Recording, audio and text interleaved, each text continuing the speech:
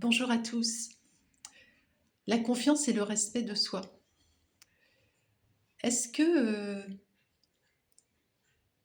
pour vous, avoir confiance en soi ou se faire confiance a un lien avec le fait, de se respecter ou de se faire respecter? Je me suis rendu compte ou en tout cas j'ai pris conscience de ce lien en fait entre le fait, d'arriver à faire évoluer cette confiance en soi et le respect de soi. En parallèle, au cours de ma vie et de différentes expériences, si je peux prendre un exemple, je vais prendre un exemple dans le monde professionnel. Voilà, j'ai eu différentes expériences professionnelles, hein. J'ai travaillé pendant de nombreuses années dans la fonction publique territoriale, voilà.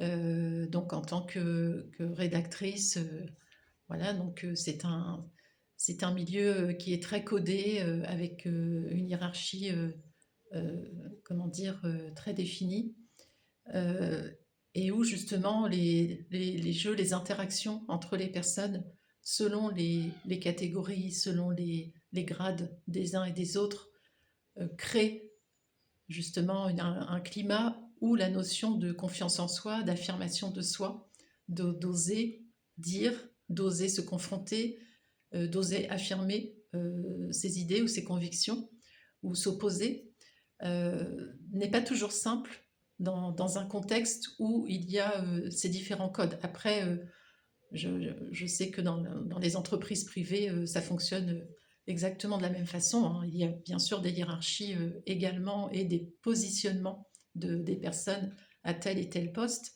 Et le regard sur l'autre et le regard qu'on porte sur soi à travers le regard de l'autre est très important et a vraiment des incidences sur notre façon de nous positionner ou d'exprimer cette confiance en soi, surtout quand à la base, on manque de confiance en soi par rapport à des personnalités qui sont plus affirmées, qui vont aussi pour certaines utiliser parfois leur comment dire, leur casquette, ou en tout cas la posture dans laquelle ils sont en termes de grade. Et je pense que c'est un des milieux dans la vie, pour la plupart de la majorité des personnes, hein, qui est le plus complexe, et qui demande le plus d'habileté, on va dire sociale, en termes de communication, d'adaptation, d'affirmation. Et c'est vraiment un univers qui, pour moi en tout cas, dans la façon dont j'ai vécu et dont j'ai géré ce que j'avais à gérer à certains moments, m'a vraiment confrontée à cette confiance en moi. Mais cette confiance en moi, lorsque j'ai dû être confrontée à elle, c'était toujours finalement en lien avec quelque chose qui me semblait très injuste, quelque chose qui me semblait non respectueux de la personne que j'étais, de la femme que j'étais, de, du sérieux et de mon intégrité par rapport à mon travail et la façon dont je travaillais.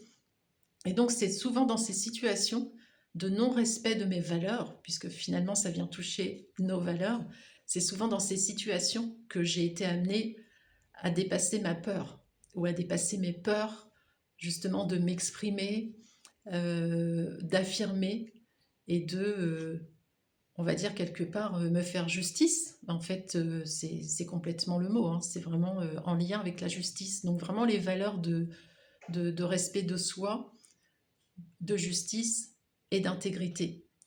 Et je me rends compte aujourd'hui que dans chacune des situations professionnelles où j'ai été, je pense, le plus en confiance avec moi-même, dans ma façon de m'affirmer, de parler, de me positionner, ça a toujours été dans des contextes où j'ai été confrontée à des situations qui touchaient ces valeurs.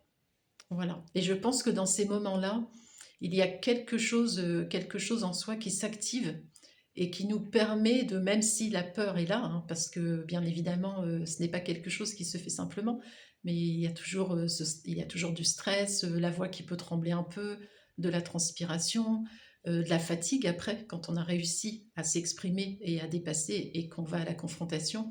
Bien sûr, il y a de la fatigue après et du stress qui peut continuer, etc. Mais en tout cas, il y a cette satisfaction intérieure d'avoir et ce regard qu'on porte sur soi où on est finalement fier de soi et puis et que et c'est quelque chose qui justement permet de se redonner euh, cette valeur, voilà, de se redonner ce regard sur soi que l'autre avait bafoué ou avait nié. Voilà. Donc c'était ce dont je voulais vous parler aujourd'hui, donc le lien entre la confiance en soi et le respect de soi. Et si je peux vous proposer de vous poser 1 minute pour vous, donc à l'écrit, vous pouvez essayer de réfléchir à une situation dans votre vie, que ce soit professionnelle ou personnelle ou amicale, enfin peu importe, une situation que vous avez vécue où vous avez dû vous positionner, où vous vous êtes positionné, et vraiment essayer en écrivant de décrire ce que vous avez vécu, comment ça s'est passé et ce que vous avez ressenti à ce moment-là et qu'est-ce que vous avez ressenti après.